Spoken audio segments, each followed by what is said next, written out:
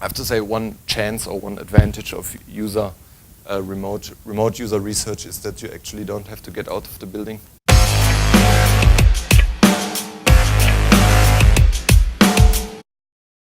Everybody hear me? So, yeah, I'm Steffen, as Chief Product Officer at Lecturio. I'm going to tell you a little bit about our experiences on the fields of remote user research. So, just get into the topic. Okay, it's not working. Has anyone of you heard about Lecturio before? Who did? Ah, nice. So just in one sentence, how did you get it? How would you describe it? I'm a student at the university, so I had in one lecture some guys of you standing behind us and filming all lectures. Okay. Quite helpful. Yeah. So at the tomb, right? Yeah, right. Okay. So basically there are different fields and contexts where Lecturio has products for, but just roughly said, it's there to provide video-based e-learning solutions. So it started 2008. Was founded to just record lectures at the university and distribute them via the web. And in the meantime, when I came there, it was at 2013. Then there were already some B2B solutions, so like for the TUM here in München. So they distribute their lectures as well via Lecturio. And we had the mobile app on iOS so far. And since then, it's developed further and further. So now we have the Android app as well, and a bit more almost full-stacked solutions for B2B contexts, like companies or other organizations. And what happened like 2 years ago, we started investing in a new product, and this is what you can find on lecturio.com, and it's mainly focused on, try it again here with this, okay, it doesn't work. It's dedicated to medical students and aims at providing them with video courses so that they can master their medical studies. So we started with American students because a lot of other students in the world have the same exam, the USMLE, and then it showed up that the product is good for other markets as well. And in the meantime now, we have like 3,000 paying customers in countries all over the world. So, and yeah, when we got there, we wanted to make it right and the right way. And since the most of us are now medical students and will never be, so we reached out then for those who should use the product in the end. And this is how we came to the remote user research methods. And so far now we did like 30 interviews, and yeah, I think we learned a lot with that. And this is actually my experience, which I'm going to talk about. So, talking about remote research, just to get your level of experience, who views building on a product that a human being is using or will use? I say human being because I just had a conversation with Watson down there. And okay, who was it? Just keep your hands raised. And who of you did not speak so far to any of those users? Okay, it's always interesting. I don't know, didn't get it so far, but as I got it, so not each of you did user interviews so far. What I always start with a definition, and I'm glad to see that the same chart is over there as a wooden version. Just want to give a short glimpse here on the methods that are possible, or methods that are on the field of user research. And you don't have to read all of it, but just see that there are two axes mainly. On the x-axis you have the qualitative and direct methods, so actually words and conversations, and on the other side here the quantitative methods, so this is something where you get mainly numbers, and on the y-axis on top the behavioral. This is about making observations how people act or behave, and here on the attitudinal there it is about direct feedback, so people express what they think about anything. And of course, in terms of doing some of them remotely or not, I think here on this field, let's say the email service or clickstream analysis and the A/B testing is something that you can only do online, so no way to do it face to face. But on others, I think it's quite hard to do it remotely. Eye tracking, I assume there are some solutions to this already. I haven't seen it so far, but I think maybe a bit more expensive, but possible. And these are the things which we did. It's many interviews and the moderated remote usability studies and the unmoderated remote usability studies. So the same. This is about classical usability testing. That's what I will cover today. And another aspect on the methods, and here mainly on the qualitative and quantitative methods, when you see based on the maturity the product that you're building has, or your phase in the development process. So when you build a new product, or you're planning to build a new product or a new feature, you're more into on a strategical level in the beginning. So it's about breathing in and exploring all the possibilities that are there and what makes sense and what doesn't. You will have like a qualitative and quantitative mix. So we'll talk to the people that should use it actually. Maybe we'll make just some competitor analysis and see just binary, okay, those have those features as well.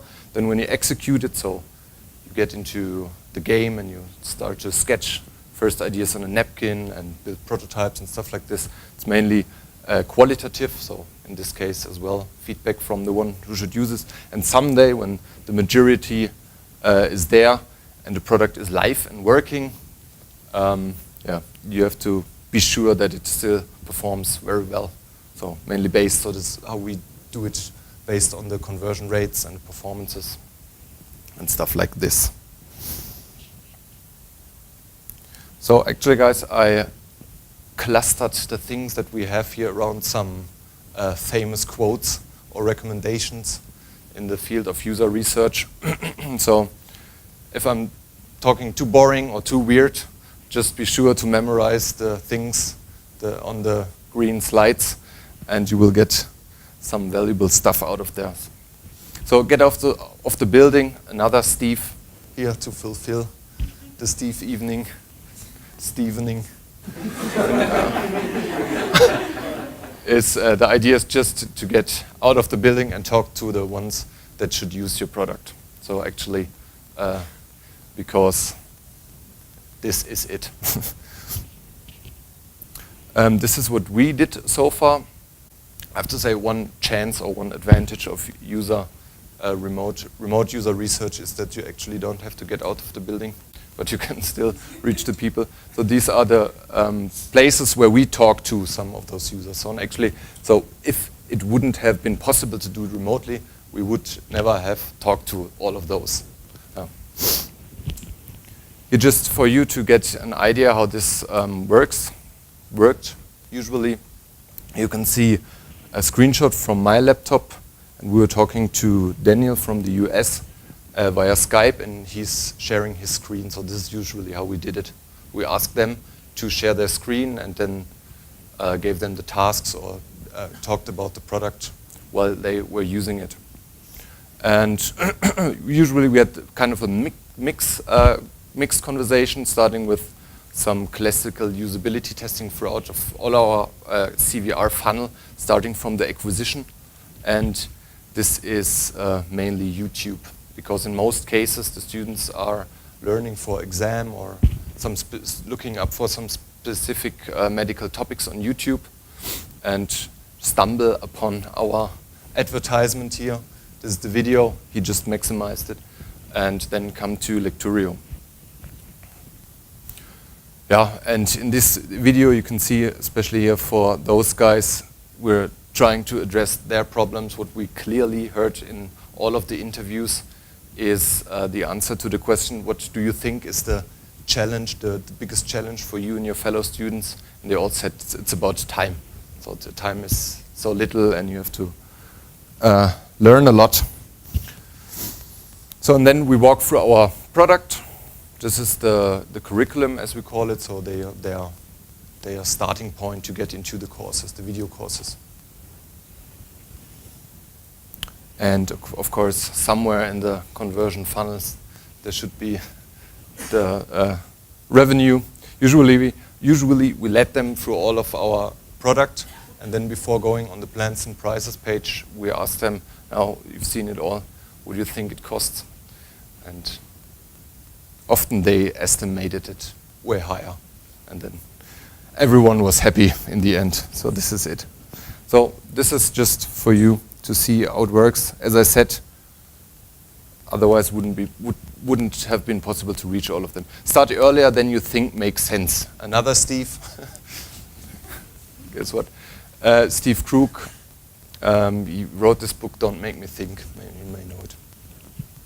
And there the idea is that you should not be shy to get feedback on the very early ideas that you have so far. So if you're thinking about a product as something, an idea that makes his journey through the development process to the reality, so the implemented and used thing, then you should be able or somehow find a way to test the ideas that you have so far from the beginning. This is what we tested. So I'll just show you our technical setup, how we did this so far. We had one campaign, one research initiative where we ask power users how they actually use our product. So as you know, there are always lead users that take the existing thing and just manipulate them or organize it so that that makes sense for them. And these are the important users because they will tell you how the thing is actually used. And so we're talking to some of the users that documented their learning success with Lecturio. So some that were writing to the customer support directly saying, man, with Lecturio, I made it to pass the exam with X points and stuff like that. And we asked them how they used the Lecturio and noted this down and had just some brainstorming session where we sketched like 30 different features that could help them as well, so support them with the approach that they have to use Lecturio. And actually, it was like fun sessions because we was now high-level design, but we did it here in Google with the Google Slides and just quickly mocked up the features. In this case, the idea was to create something like a learning schedule, so someone would set up their exam and then the time that it's left and stuff like this. And in a second session, then we contacted those users again and asked them what they think about these ideas that we have, and so further condensed the stuff and could pick the ones that we now developed during the last year. So another thing we also showed, this is a click dummy here in Vision. You may have seen it. There you can upload some screens and put the hotspots and click through some screens. So you almost have the impression of a working thing. But it's a step further into the real implemented thing. One interesting feedback here from him was we had the cool idea of this splitted screen here, where you have the metadata to a specific course on this side, and then the contained media, we have questions as well, and topic reviews, which are in-depth learning text articles on the right side, but those completely failed.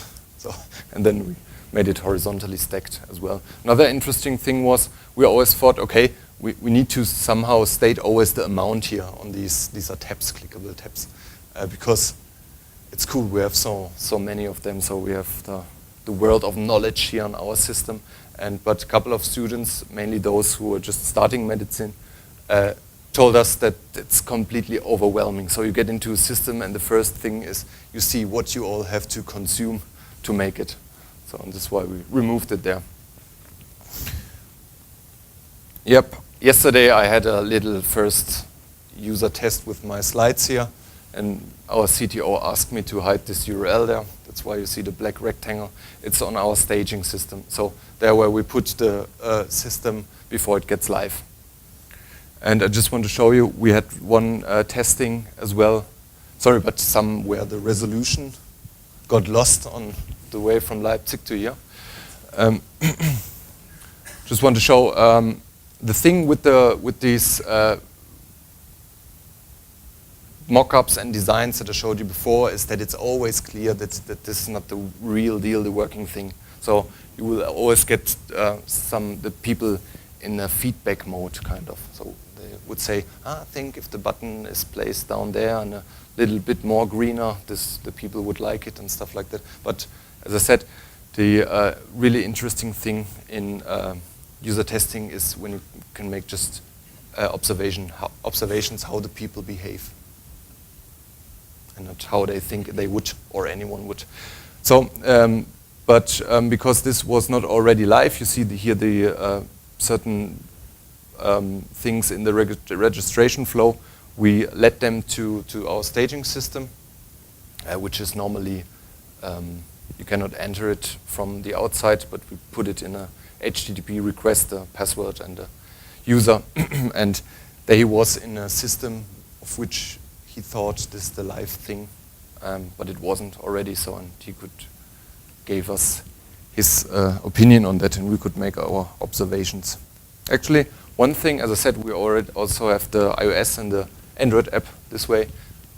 Therefore, we didn't really manage it to get some feedback on those. So technically, there's still a challenge. So we showed some screens and mock-ups like here, but it's hard to find a service or technical workaround to make like a usability testing with mobile apps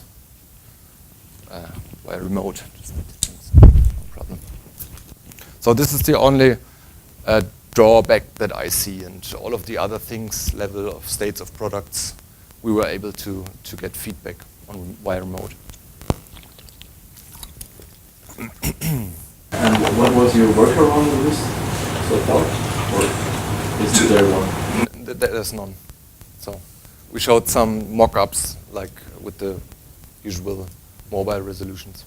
Why don't you just run the code on Xcode, for example? You just send them. Of course, I understand you don't really want to send them the code itself, but for like smaller systems without real functionality.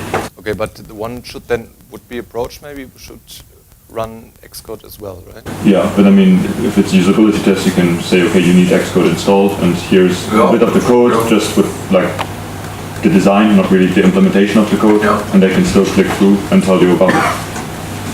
So maybe some more explanation needed, but don't they have to pay those 80 No, you can run it locally. They just need a Mac. That's the main product. So. Okay. But possible. So more than $80. So there are online services for user testing where you can upload your how's it in for Android, the package or something. So yours. Yeah, APK and stuff, and they run it somehow on their system. That's possible, but the thing with those services that provide the remote usability testing is that you're always reduced to their panel, so the users that they have in their panel, and if you want to really tightly fit your target group, so specific as in our case here, it's hard to get. So most of them, we tested some, or the 3-4 big ones didn't really provide us with the medical students we need. But of course, possible. Testing with one user is 100% better than testing with none.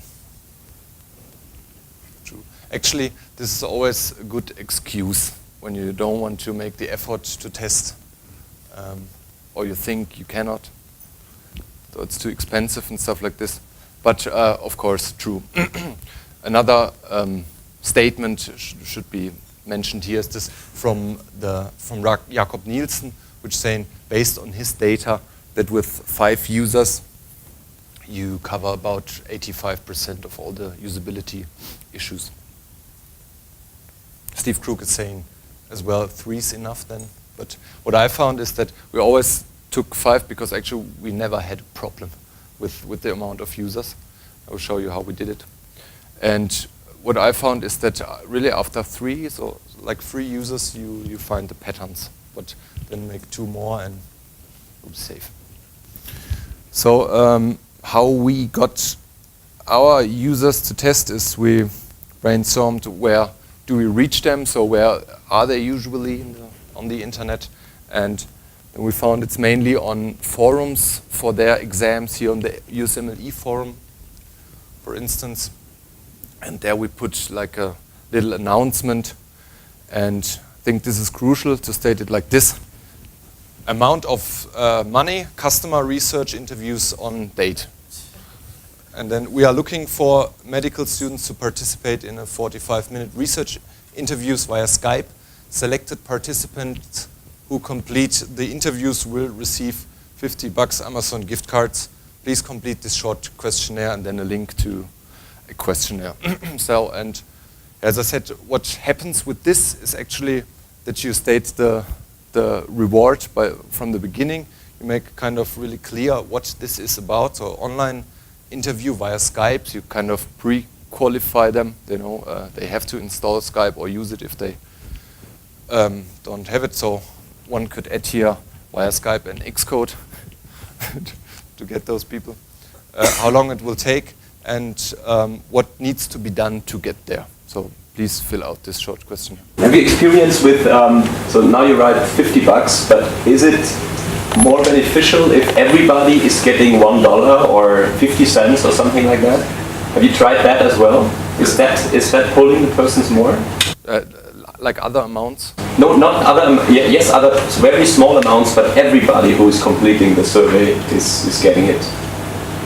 No, you mean just a formulation here? But without taking everyone? You only pay the $50 to selected participants, so it's like a lottery.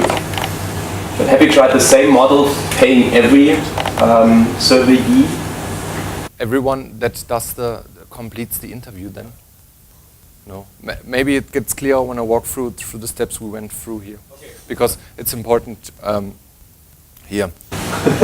It's with the target group, no? I mean, you want to specifically target the specific group, so maybe everyone who wants to do the interview is not part of the target group. Yeah, I'll show you what then after these steps happens. Just one thing I wanted to say. So actually we put it here in the forums, but spread it in our network as well. We have some contacts to the medical professors, and yeah, it's the way we distributed it. And in some cases, we don't state it here that we're from Lecturio.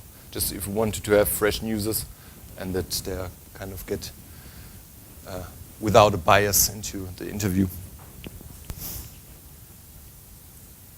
Okay, and if you click this link, then you will come like a simple formula we always did. I think the big benefit is obviously if you state it, people typically go in advance on the website and browse around on the website, and then they might experience also that this is not the live page and stuff like that. So that's where we try to hide it very much on the usability test, and then people were googling, okay, this is the company. Didn't work out so well. Yeah, that's why we sometimes the usability test not on the company building, because otherwise they type in the address and then they know, okay. No, I just recognized my question was nonsense, so forget it. I just got it. Not necessary. Maybe no nonsense, but if it's clear, everything is good. So this is actually it. The upper part of the Google form that we then showed the people, and important is here that they can state when they would be available. So then later on you can just quick your fitting combination of users. But there were some more fields to be filled out in the below this, and there you see all the information. Then we got them. So when you're available, this is just stated here: your age, your gender, which country is your med school, which medical school year are you in? It's M1 to M6, I think. And what city do you live in? So, of course, the name and the email was there as well, but I just hide it. And this is actually then like the usual picture. We usually got like 10 to 20 of those applicants here in this table, and then we could just choose the ones that were very interesting for us, based on the data that we found here. It's then like cherry picking, which is cool. In this session here, we had some questions which were addressing the Indian students. Yeah, from the beginning. So the focus market in the beginning was the US, but then the thing spread very. What about using US dollars and Amazon as the kind of bait to collect the interviewees? Didn't they have trouble collecting that money in India? Or Yeah, actually, so to send the reward afterwards, maybe this was a good question, because there were some pitfalls there which we need to manage. But in the end, at least PayPal worked out well. Yeah, yeah. You have here stated none of the above for the availability for the interview. Yeah. So does that mean you're also kind of flexible, so you're not bound to the times that you have in the... Yeah, that's the fallback. Okay. So then you just offer, okay, if none of the above, then we contact you again? Yeah, something like this, yeah. So just the fallback, if we would not get enough people, then we would need to do some more coordination effort.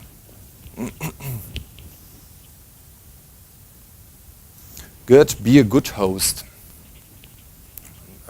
Jake Knapp.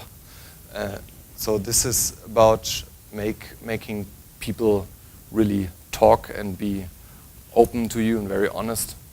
That you have to see that one that is getting into an interview situation may be like an unusual situation, and when people feel uncomfortable. So some of those may tend to talk a lot, but some of those may tend to talk not very good, or just in the end it's important that they think out loudly.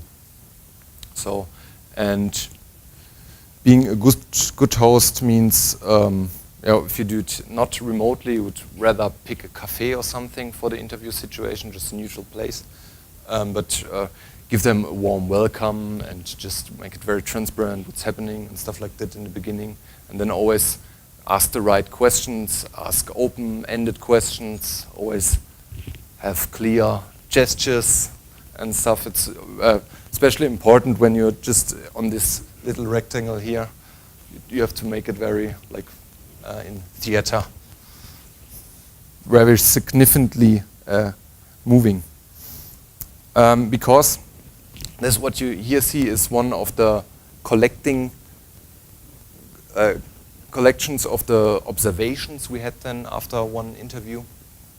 And usually the people that are attending the interview as well, everyone has like a staple of paper sheets and noting down the observation, and then when it's a rather negative one, a minus; if it's a good one, a plus, and there's a neutral one, you don't write anything.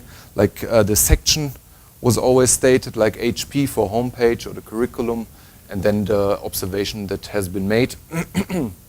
And here, in the first step, we clustered them by the most severe problems were in the middle, and then the rather not so important things to the outside, just to prioritize them very pragmatically.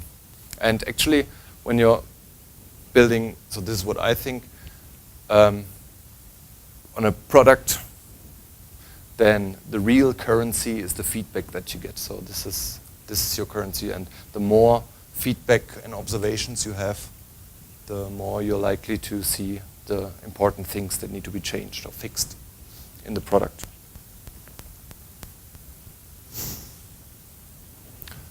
So some of the interviews we made a transcript of as well, and what you see is like some parts of the transcript, and here I just marked the sections where I talked, and the other parts are by the participant. So, and I think so, like here, this good relation, just speaking time.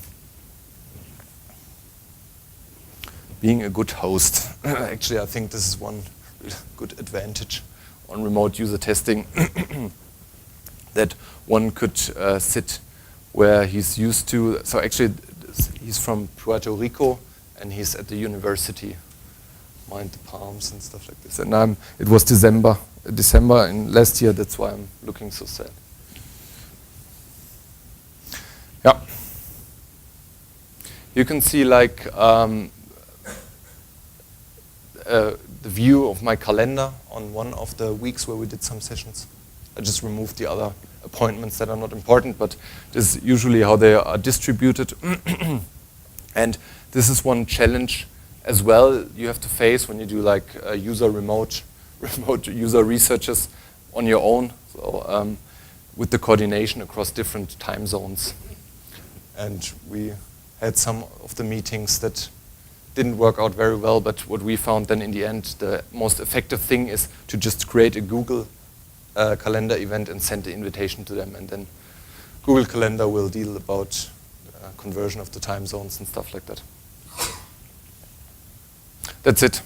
Important as well to calculate the time for the collecting of the observations and just condensing the stuff here in the appointments as well. So, but one thing that you see, maybe based on the target group, your working times may be bit different according to their zones. But actually, when we got interview sessions with people from different continents, we had quite a good distribution. So from the morning, it was like India and stuff like this, and then until the afternoon, the guys in the US. You mentioned that on the interviews you check how people react.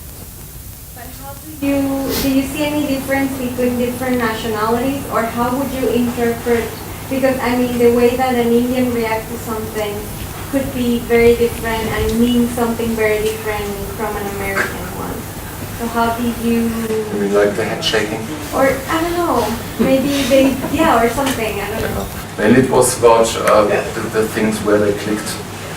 It was mainly about clicks, not expressions or...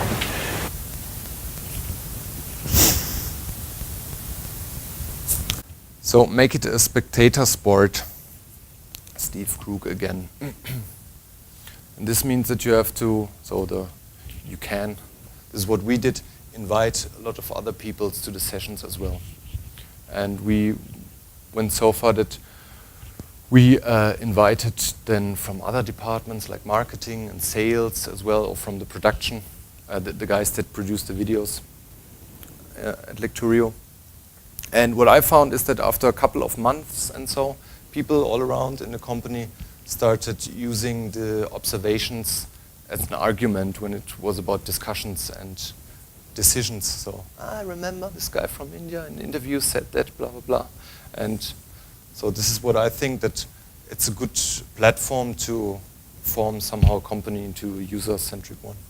Just very in an organic way. So and this is how it usually looked like.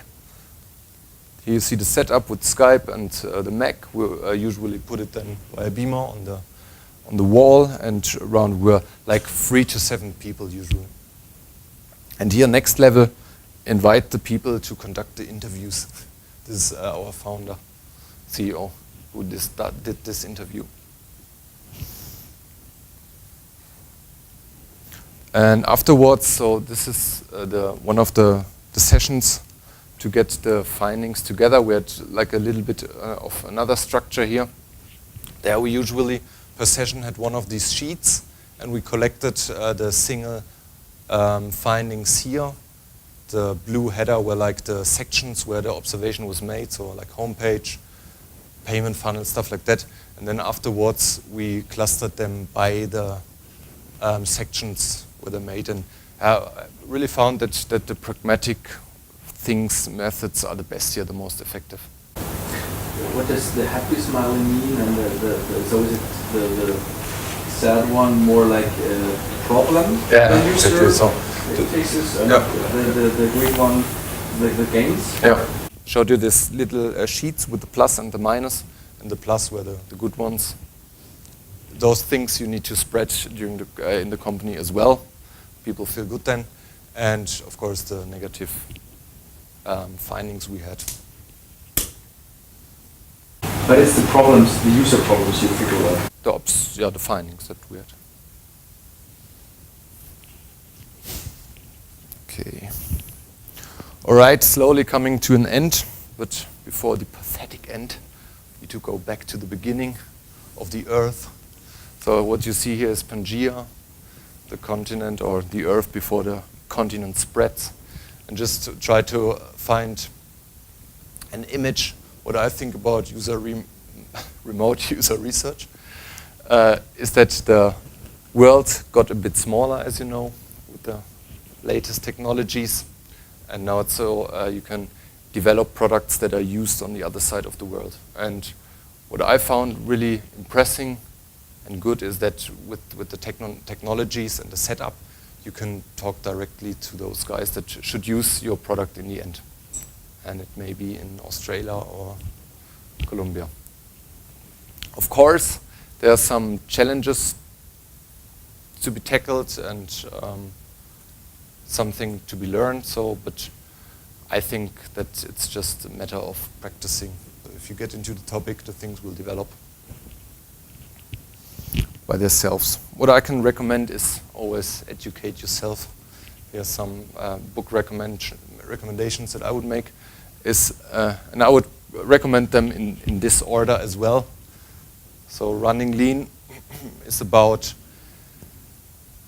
defining the most crucial things in your business and the idea, and some really good methods how you can test them with users, how you do the interviews. Sprint, this is by Jay Knapp. He's working at the Google Ventures, and he and their colleagues somehow created a framework how you can identify the most crucial questions for business and then test it to get further ideas and directions within 5 days. And this book is as well full of really concrete, good tips how you should then do the things. So the way we put up the announcements in the forums and stuff like that was from this book. And of course, Steve Krug, Rocket Surgery Made Easy, about classical usability testing by doing it yourself. Other thing is exchange, always exchange, like meetups like here, in meetups like here. And I just want to invite you, we started last year an Agile Barcamp in Leipzig.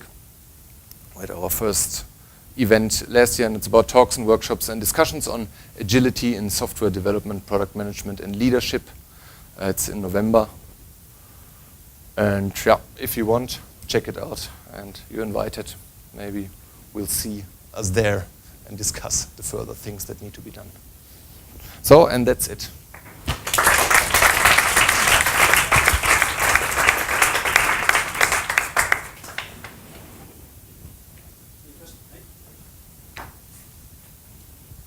Well, first of all, thank you for the talk. I think it's really useful stuff. When you posted in the forum for the medical students, you are prioritizing people that never used your product, right?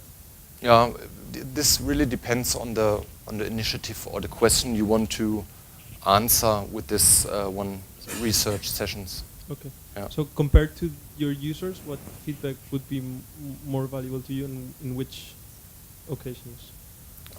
Could you repeat it or formulate it another way? I mean, you can choose either to do these user testings with actual users or with people who have never used your solution. So what would you prioritize and in which situations? So if it's a new product, no one knows it, then of course it would be interesting to see how the people with actually the problems that the product should solve, how they react on seeing it for the first time. So I think in terms of getting people into the product, this would be the most valuable thing. Thank you. No problem. Anything else?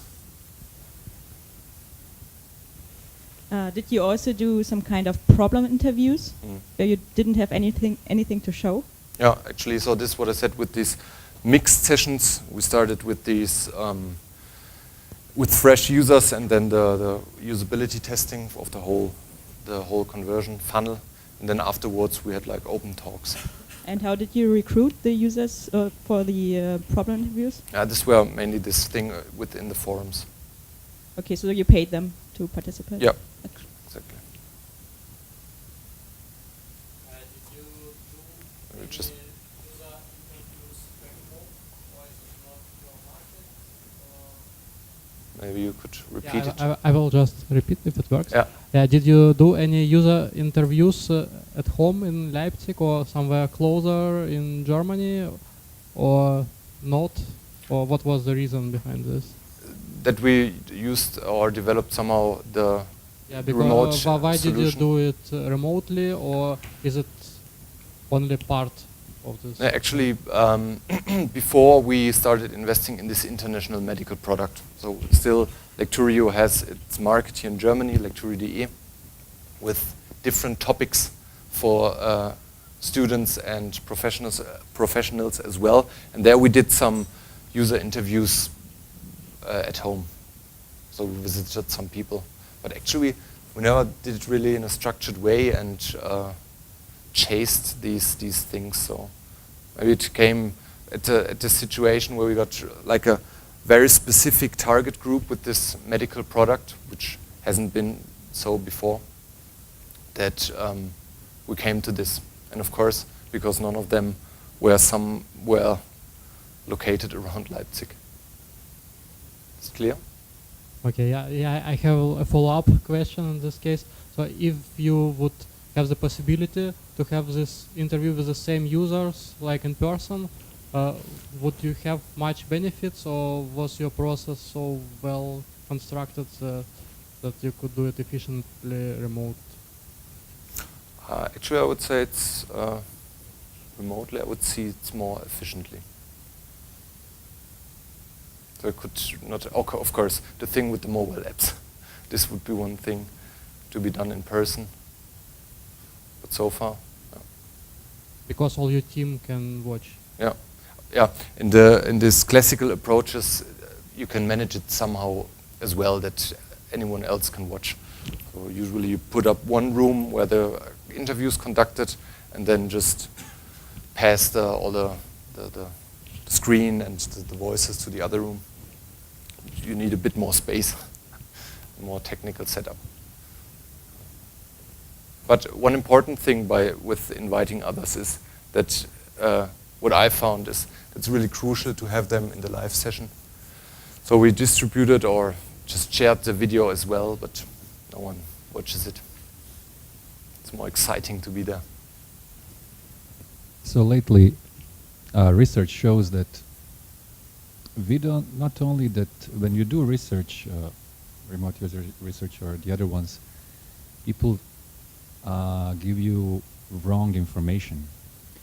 Not only they believe that they know, like for example, like recently they were saying that people will say like, oh yeah, I'd like to watch more documentaries, I like to do this, but when they go home they go back to their action stuff and whatever. What is your way to extract kind of reality out of it? What are your techniques that you are kind of, since you mentioned pragmatical side, and you did mention that a little bit only in one sentence quickly, like not only what they think they want, but what they really want. How you get into that untangible reality? I think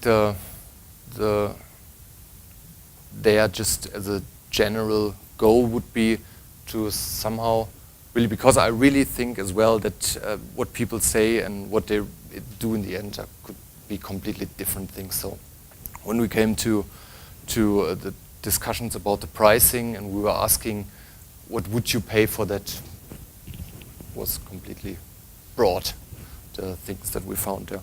And I think that it's always good to create some situation where, at least if it's not the real deal, where people think that it's the environment they are using or the working environment. So in this case, maybe one approach that we did was to lead them on our staging environment where the walking skeleton so far works.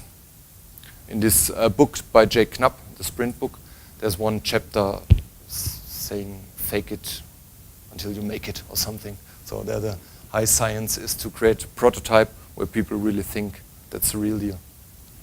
No, the deal is that it's not. This is not your problem. This is pretty much every single business problem. But I'm just kind of curious how you deal with it. And this is already many years ago. They say that Facebook knows more what we really want than we know ourselves. So,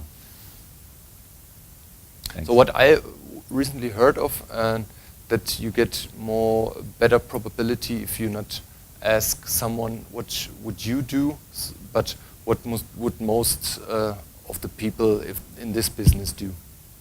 So that there were like approaches to somehow predict the outcomes of what's Bundestagswahl? Election.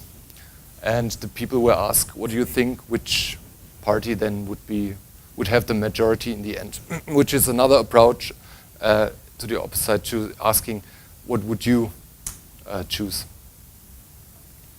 And just last one, because I just completed my master recently. We were doing regular research, and then professor was from Oxford and head of Oxford research. There are so many tricks and stuff to do in order to how to make these questionnaires work, because the whole point of this is you can easily collect wrong information, and then I just wanted to see how to. Thank you.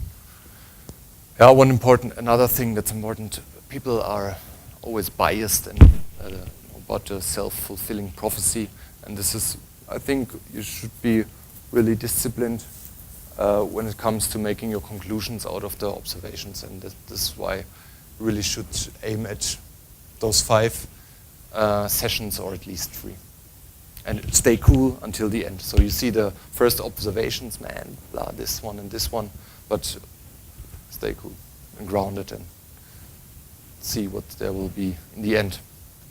Thanks. One last question. Why did you choose to focus on these medical learning instead of other areas? Different reasons. So why we choose the medical students is that there was some market research from the BizDev. But that's actually it. So we had some assets there on the German market as well with the medical content for German students as well. Medical contents are a bit thankful because actually the human anatomy don't changes a lot during the time, and was bound to the or based on the need of the market at this time, or actually in the supply of online services that are actually there. I have 2 more questions. So, do you record the sessions, the Skype sessions, for later analysis? Is there no problem with the users? So usually I ask, so is it okay if I just record it for internal use, won't be published? This is why we may have to. Actually, I asked for some videos, but he refused. I promised.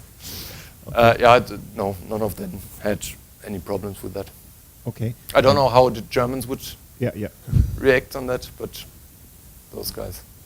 And as I assume that your target group is in the age of 20 to 30, but do you have any experience how users of an older age would respond to this kind of remote? No, actually no, cannot say. Maybe Steffen? Steffen has none either. All the Steffens. Yeah. Yeah. Okay, thanks. Good.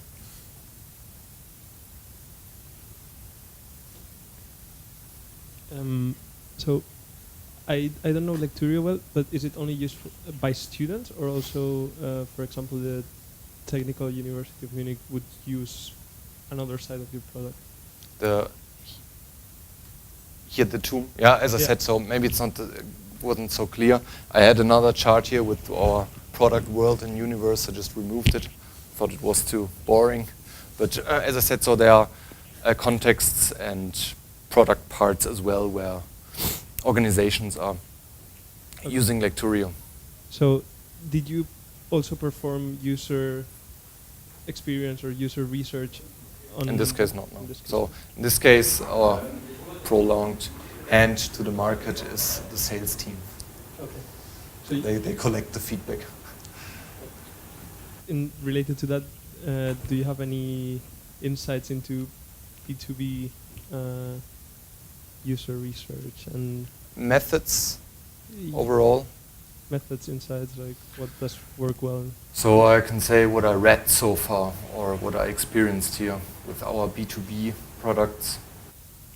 That it's important in this case to stay tied to the salespersons in B2B and hear what they say. I haven't done it so far, but I think it would be exciting as well to attend one of those sales pitches or meetings and stuff like that.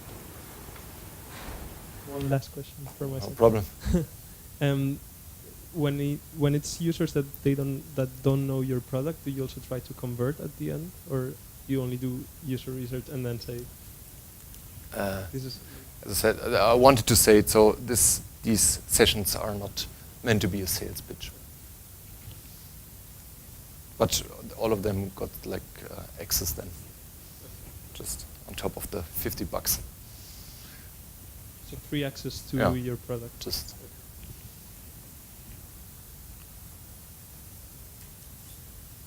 Anything else? Thanks for the presentation, by the way. So do you also collect feedback related with the videos and content of the website, or just the product design and the buttons? Interesting questions as well. So what we recently discovered is that, of course, here inside in the company, you think in resource or departments like product, they do the design stuff, and production, our team that produces the videos, they do the videos, and marketing do the wording and stuff like that. But actually, and this is why it's important to get everyone together in these sessions, that the perceived product is one thing. That's interesting finding always. Did you ever have to stop a session because of some reason? Because the user was clearly not your target group or anything else? Almost. Some of the were really hard. So most of the sessions were really fun. Some were harder, but we made it until the end each time. I mean, how do you deal with that kind of situation? Do you just really go through the questions, even though you can clearly see that the user is not engaged and, you know? Maybe then you have to improvise a little bit. So one user we invited, he didn't know it somehow or started Skype on the phone, actually, where we did not really state it there. And he said, in my country, no one uses a PC. They all use mobile phones. And then the meant usability testing became more like a problem and solution interview, like about general things. Yeah, but I think you have to be a little bit patient. So sometimes you wait like 10 minutes, 5 minutes, an hour, or the connection got interrupted. But, yeah, it's not a big deal. Is the person aware of the other people who? Yeah, so we always, when we start the interview, the laptop and just introduce everyone.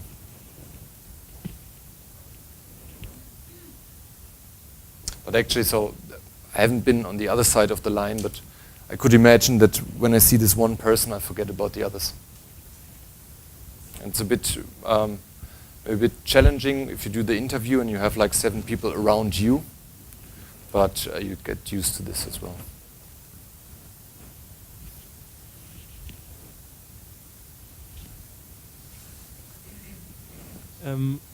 Maybe I didn't hear that, but what's your position or role at Lecturio? I'm leading the product team as a chief product officer.